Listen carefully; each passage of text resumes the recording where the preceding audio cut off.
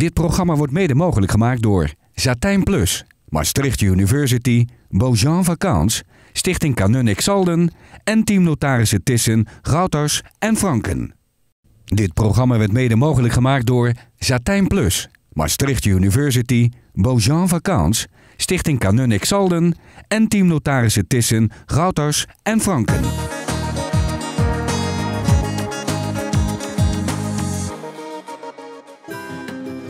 Satijn Plus, het Limburgs architectenbureau, is al 50 jaar een creatieve partner die meedenkt in haalbare en duurzame oplossingen, nationaal en internationaal. Betrokken, enthousiaste mensen met jarenlange kennis, ervaring en jeugdig elan.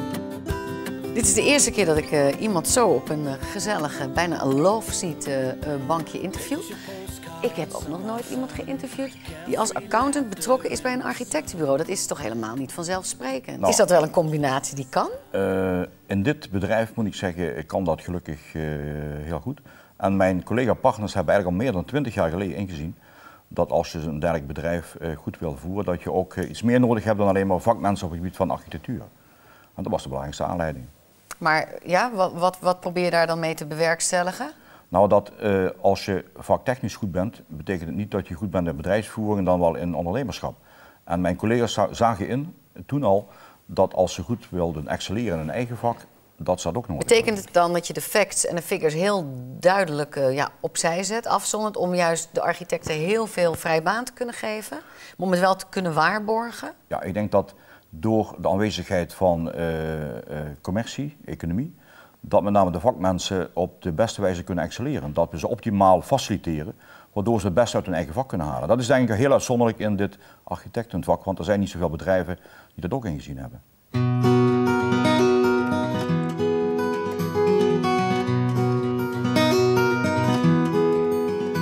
Waarvan zeg jij nou, dat is nu echt het meest onderscheidende kenmerk van Satijn Plus architecten? Het meest onderscheidende is dat wij mensen hebben, mensen mee samenwerken, die vakmensen zijn, dat is een eerste vereiste altijd. Die ook een hoogwaardig menselijk profiel hebben, die hoge normen en standaards hebben, dat is ook belangrijk in deze organisatie.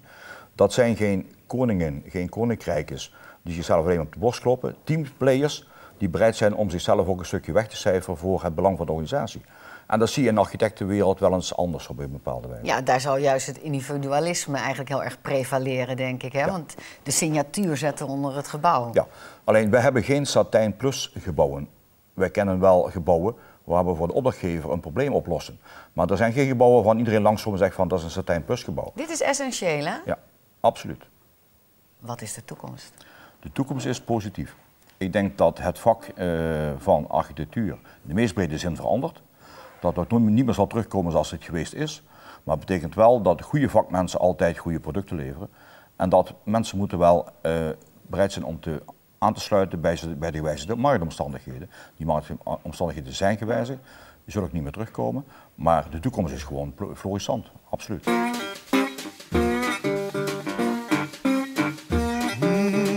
Was jij dat kleine meisje dat de hele dag door zat te tekenen? Ja, zeker.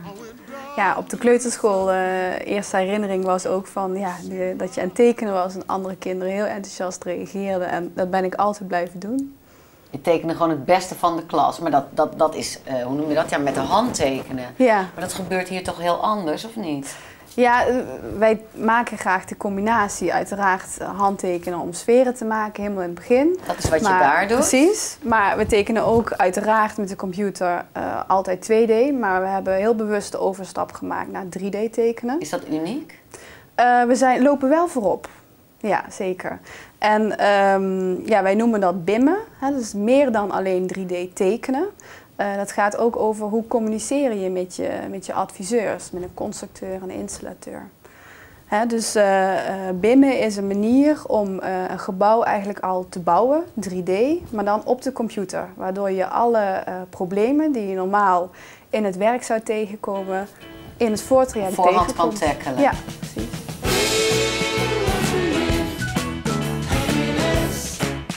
Je zegt het zelf wel heel mooi, hè? Zorgarchitectuur. Ja. Maar praat je dan nog over de buitenkant, over de schoonheid, of praat je dan heel erg over functionaliteit? De focus bij een opdrachtgever ligt echt bij de functionaliteit. Maar je ziet wel dat opdrachtgevers beseffen dat die buitenkant hun bewoners ook kan helpen. Dus op het moment dat een gebouw ergens prettig ligt en herkenbaar is, dat een bewoner zegt van nou dit is mijn voordeur en hier voel ik me thuis. En dat ook familieleden dat zo voelen, hè? Dat ze echt ergens, dat ze bij ouders op bezoek komen en dat het daar gewoon prettig is. Dat heeft gewoon een heel positief effect en dat zien opdrachtgevers wel. Dus in die zin is materialisatie en gevel en architectuur toch heel belangrijk voor het project.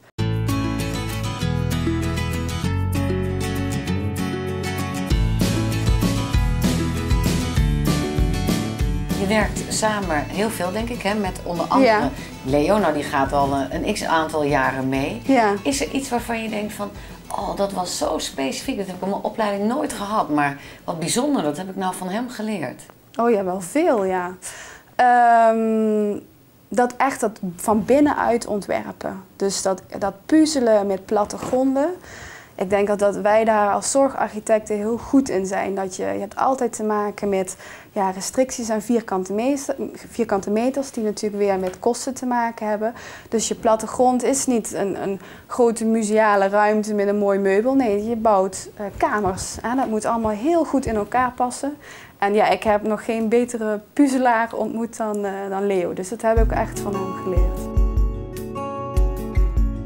Zij heeft heel duidelijk aangegeven wat ze van jou heeft geleerd. Is er iets wat je van haar geleerd hebt? Ik leer voortdurend van haar. Zoals? Hun snelheid, hun creativiteit. En ook in dit geval dat een vrouw weer op hele andere dingen gefocust is dan ik als man. Dat is nou één keer zo. En dat zijn hele interessante weken die je dan mag bewandelen. Nu zit jij samen met Sandra heel erg op de zorg, hè? Zorgarchitectuur. Sandra had het heel erg over de functionaliteit. Ik kan me ook voorstellen dat je heel erg moet kijken naar hoe lang gaat zo'n gebouw eigenlijk mee? Want er is zoveel geld mee gemoeid. Hoe lang gaat zo'n gebouw mee? Dat is één ding. Bovendien heeft elke zorginstelling een hele eigen filosofie. Dus heeft daar ook een andere kijk op. Ook degene die eigenaar zijn of het pand verhuren aan een zorgverlener hebben hun eigen kijk erop. En daar gaat de duurzaamheid een belangrijke rol spelen. Het betekent dus dat je op een andere manier creatief mag en moet zijn, ten einde zowel aan de zorgvraag te voldoen als aan de vraag te voldoen die naar het onroerend goed luistert. Dat betekent dat de mensen straks ook andere bestemmingen zonder te grote ingrepen moeten kunnen behouden in de gebouwen.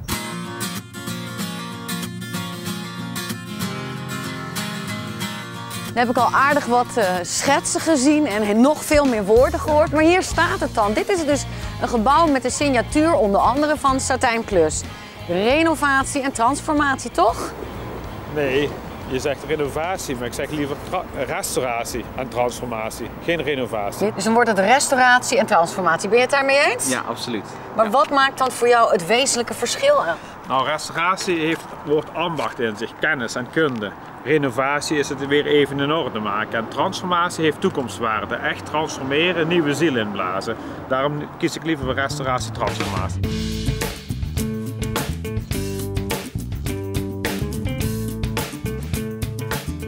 In een jaar tijd transformeer je met elkaar natuurlijk. Er zijn heel veel mensen aan verbonden.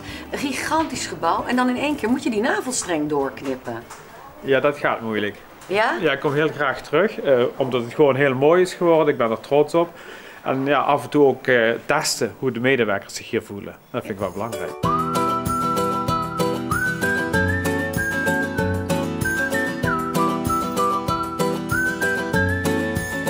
Maar wat is nu het meest kenmerkend aan dit gebouw in een nutshell? Ja, het behoud van het monumentaal karakter. Iemand koopt een fabriekspand om zijn vervallen karakter. En hoe kun je dat nou behouden zonder zeg maar, te restaureren, te isoleren tot alles weg is?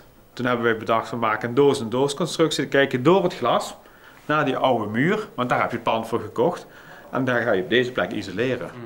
Wat heb je van hem geleerd waarvan je dacht, dat is tijdens de opleiding niet eens ter sprake gekomen? In beginsel het op de juiste manier kijken naar monumenten. Ik denk dat ligt eigenlijk de basis. We zijn veel met bestaande gebouwen bezig, maar in heel veel gevallen gaat het om monumenten, ofwel om gemeentelijke monumenten, maar in veel gevallen ook rijksmonumenten. En ik denk dat Harald en ook Rob daarop volgen, dus de 3 generaties om het zo maar te zeggen, maar met namelijk inzicht hebben gegeven zeg maar, in hoe die bestaande gebouwen in elkaar steken, wat hun karakters zijn en hoe je die waardeert om vervolgens zeg maar, nieuwe invulling aan te kunnen geven.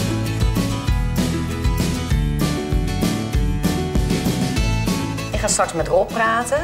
Ja, Rob is zeg maar ook de grondlegger voor het denken van Satijn anno nu. Hè? Hij heeft de basis daarvoor gelegd. Wat is het allerbelangrijkste wat je weer van hem hebt geleerd? Want het zijn echt 3 generaties. Ja, Rob is nog meer met bouwhistorie bezig, de geschiedenis. En dat heb ik van hem geleerd om daar ook zeg maar, op te letten, uitgangspunten uit te putten. Ik ben zelf meer de ambachtsman, techneut. En daar zeg maar iets creatiefs van te maken. En die combinatie heeft altijd heel goed gewerkt. En ik zoek bij Koen ook zeg maar iets wat ik niet heb. En dat is er ook. Hij is ook... Is dat meer de esthetische kant dan? Ja. Dat dacht ik al. Ja, dus dat is wel heel mooi. Jullie zijn heel complementair aan elkaar. Ja. Dus de oude waarden, de duurzaamheid. Als jij zegt techniek, dan zal dat ermee te maken hebben. En dan komt hier de schoonheid weer om de hoek. Ja. De Beauty and the Beast heb ik naast me staan. Ja, nou. Zo zou ik kunnen zeggen. Ja, dat vind ik heel leuk. Ja.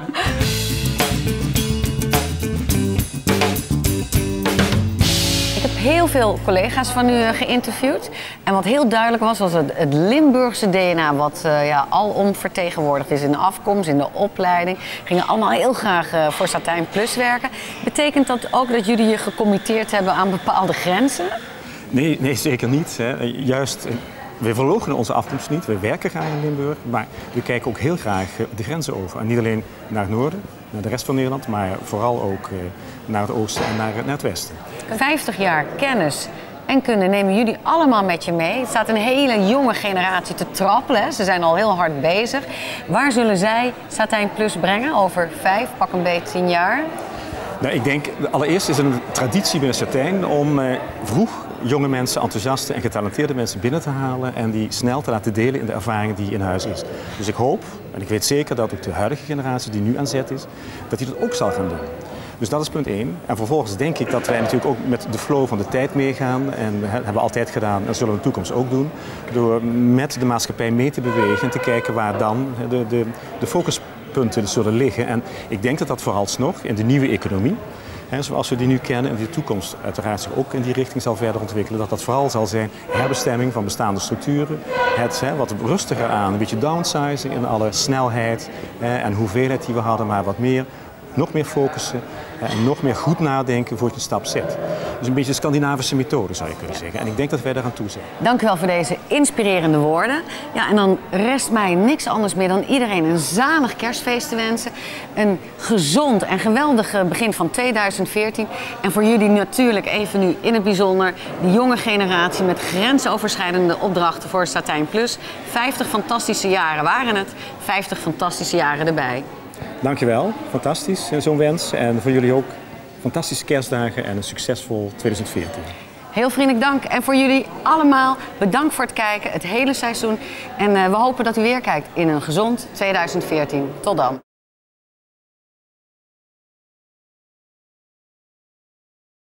Dit programma werd mede mogelijk gemaakt door Satijn Plus, Maastricht University, Beaujean Vacances, Stichting Kanun Exalden en Team Notarissen Thyssen, Gouters en Franken.